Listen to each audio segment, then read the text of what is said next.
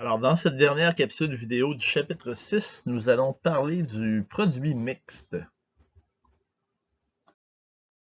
Alors, définissons le produit mixte. Donc, on dit soit A, B et C des vecteurs de R3, donc de l'espace euclidien. Le produit mixte de A, B, C, c'est défini comme étant le produit scalaire de A avec le produit vectoriel de B et C. Donc, c'est A point B fois C.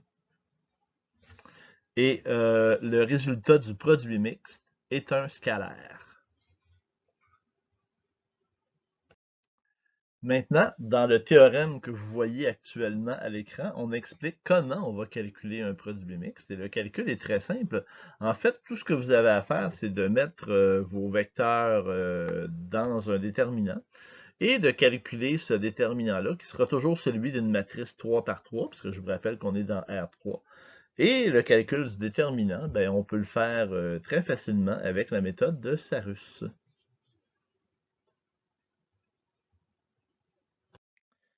Alors, allons-y avec un exemple de calcul de produit mixte. On vous demande de calculer donc le produit mixte des vecteurs A2 1, 4, B1, 0, 5 et C 3, 6, 8. Ben, pour calculer le produit mixte, vous avez juste à mettre vos vecteurs dans un déterminant. Donc, ça forme les trois lignes d'un déterminant qu'on va calculer à l'aide de la règle de Sarrus. Alors, on va lui ajouter les deux premières colonnes et on va faire le produit des diagonales. Donc, je vous rappelle qu'on additionne les trois premières et qu'on soustrait les trois dernières. Donc, la première nous donne 0, la deuxième nous donne 15, donc on ajoute 15. La troisième, on ajoute 24. La quatrième, on enlève 0. On enlève moins 60, on enlève 60 en fait. Et la dernière, ben, on enlève 8, ce qui nous donne comme produit mixte un résultat de moins 29.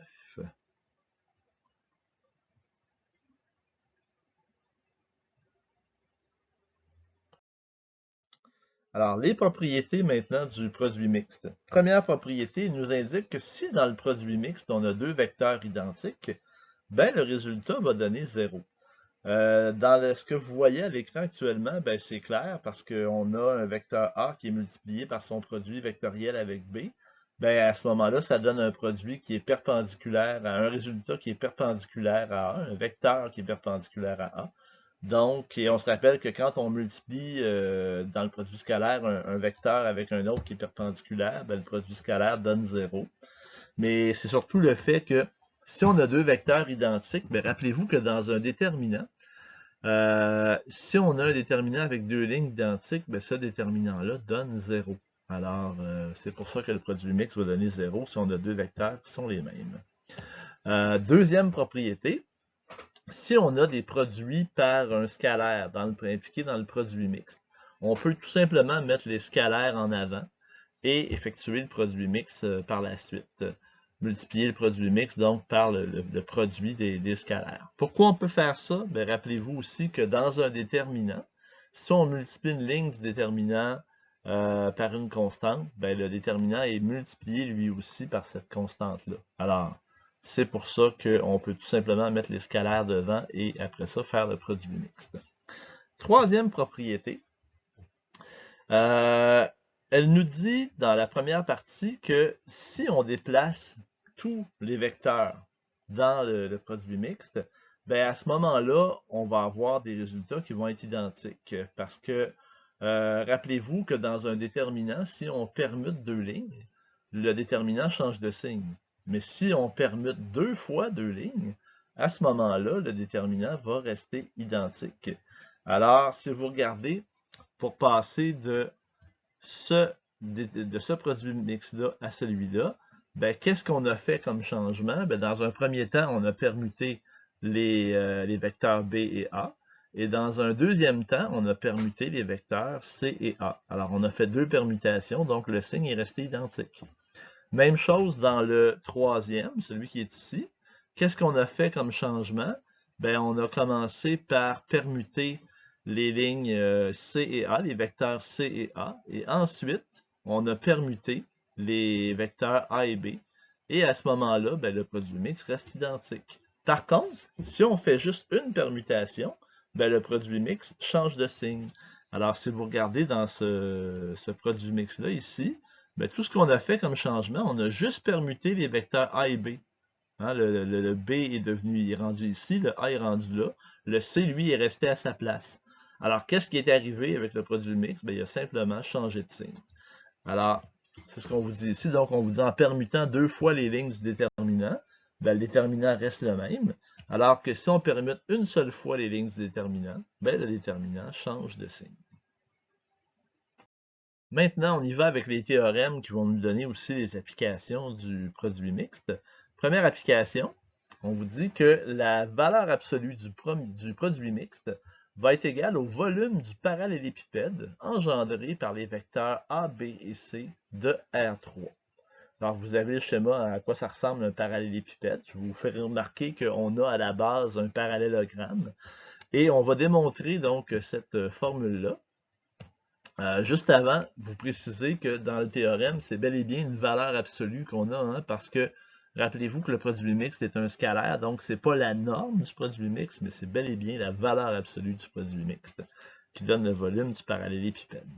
Alors, la démonstration est la suivante. Quand on cherche le volume d'un solide, on prend l'aire de la base et on multiplie par la hauteur.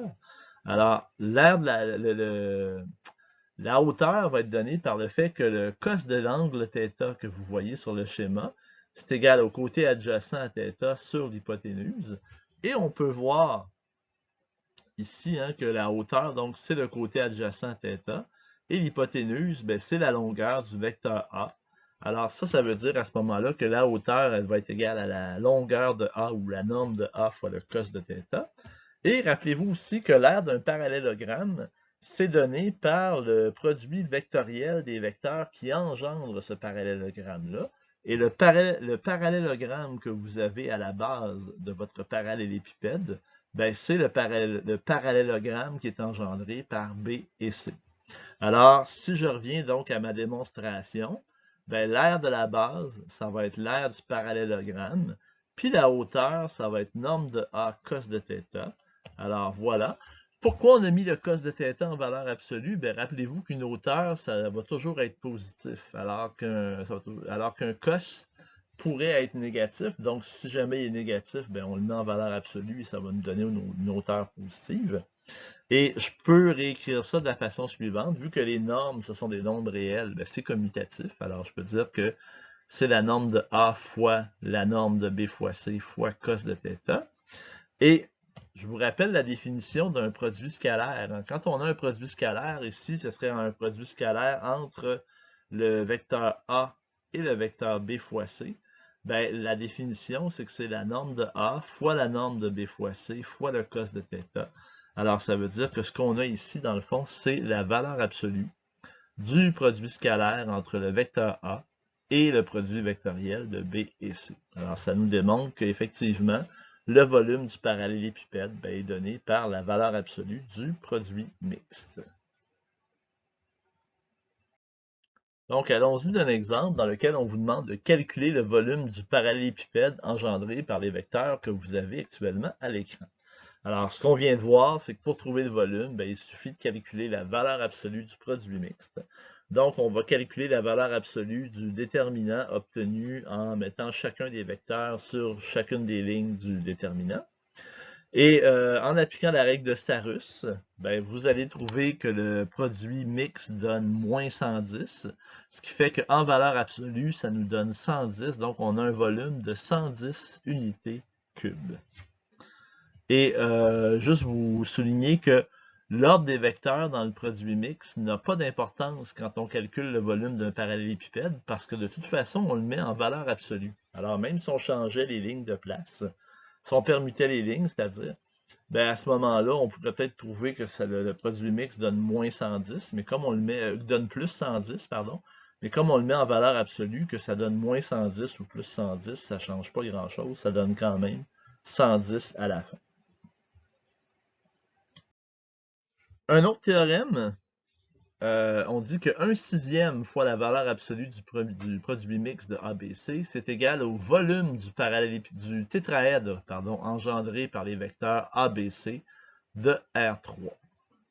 On va démontrer encore une fois ce théorème-là. Le volume d'un tétraèdre, donc, c'est donné par 1/3 fois l'aire de la base fois la hauteur. Et je vous ferai remarquer que dans ce cas-ci, ben, la base du tétraèdre, ben, c'est un triangle. Et sa hauteur, ben, c'est comme tantôt, hein, c'est ce segment-là ici. Alors, pour trouver la hauteur, ben, encore une fois, ça va être le cos qui va être égal à la hauteur sur la norme de A. Donc, la hauteur vaut norme de A fois cos de θ. Et on a vu au dernier cours sur le produit vectoriel que l'aire d'un triangle, ben, c'était donné par la moitié de la norme du produit vectoriel. Donc, comme notre triangle ici est engendré par les vecteurs B et C, ben, ce sera 1/2 fois la norme du produit vectoriel de B par C. Alors, le volume va être égal à 1/3 fois 1/2 fois la norme de B par C fois la norme de A cos de θ. On va envoyer le 1/2 en avant, ça devient 1/6. On va permuter la norme de A avec la norme de B par C. Et ça va donc nous donner, ben on tombe en fait sur la définition du produit scalaire entre A et B par C. Donc, ça va nous donner 1/6 fois la norme de, pas la norme, mais fois le produit mixte de A par B par C. Et comme on veut que le volume, évidemment, soit positif, ben, on le met en valeur absolue. Alors, voilà pour le volume d'un tétraèdre. Alors, on a un exemple ici où on vous demande de déterminer le volume du tétraèdre dont les sommets sont au point A0,0,0, B1,1,0, C3,-2,0 et D0,0,5. Alors, ben, je vous suggère de faire pause et de le faire par vous-même. Et de nous revenir quand vous serez prêt. Voici donc la solution à l'exemple. Alors, premièrement, on va trouver les vecteurs AB, AC et AD, qu'on obtient bien sûr en prenant les coordonnées de B moins celles de A. Ensuite, on va calculer le 1/6 fois la valeur absolue du produit mixte. Et le produit mixte, on le calcule à l'aide de la règle de Sarus, ce qui nous donne le produit mixte nous donne moins 25, donc sa valeur absolue nous donne 25, ce qui fait que le volume est de 25/6 unité cube. Donc voilà le volume du tétraèdre, il est de 25/6 unité cube.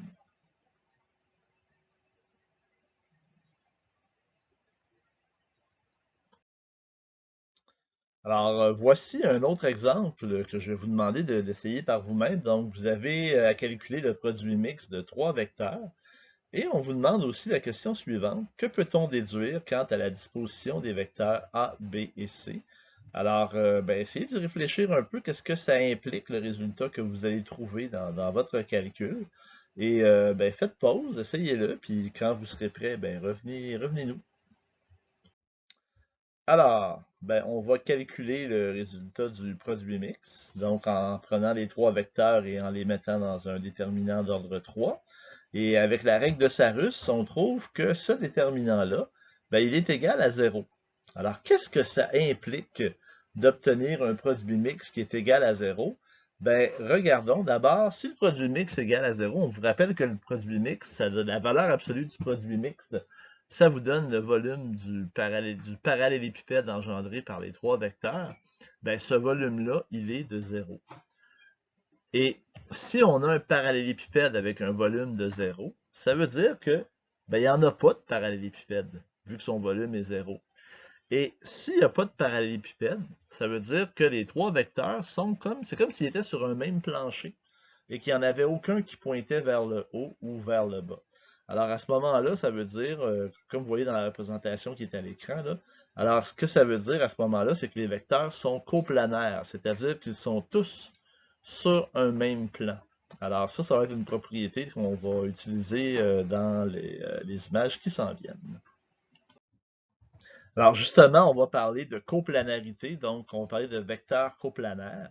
Donc, on va vous définir d'abord c'est quoi. Donc, on dit que les vecteurs sont coplanaires s'ils sont sur un même plan. C'est-à-dire que les 3 vecteurs sont comme sur un même plancher ou, si vous préférez, un même mur. Donc, il n'y en a aucun qui sort pour former une hauteur. Et le théorème suivant va nous dire quand est-ce qu'on peut déduire que des vecteurs sont coplanaires. Donc, on vous dit que si le produit mixte est égal à 0, ben c'est si seulement si les trois vecteurs sont coplanaires. Donc, si les trois vecteurs sont coplanaires, le produit mixte va vous donner 0. Et si le produit mixte donne 0, ça implique que les trois vecteurs sont coplanaires.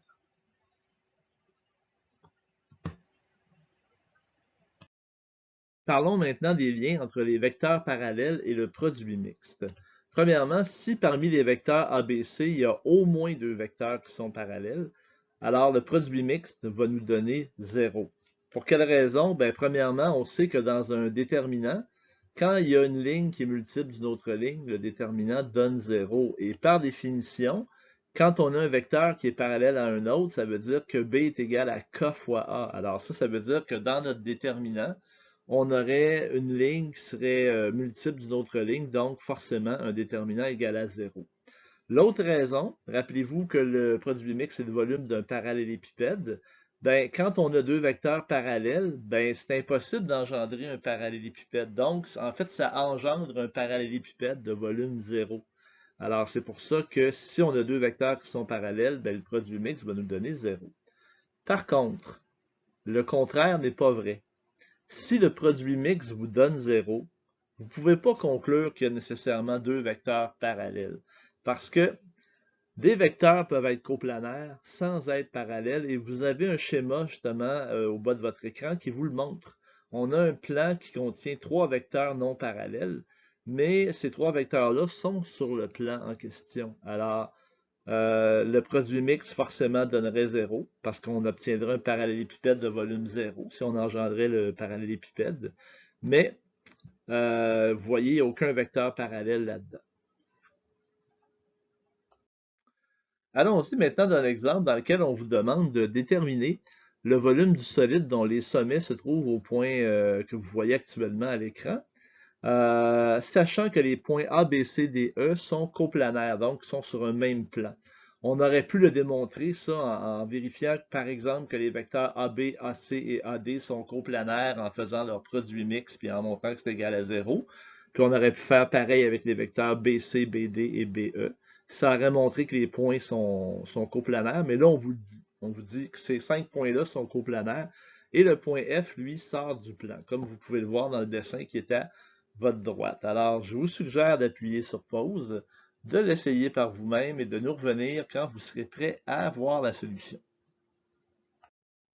Alors, voici maintenant la solution au problème du solide. Donc, remarquez que je viens d'ajouter sur le dessin deux segments.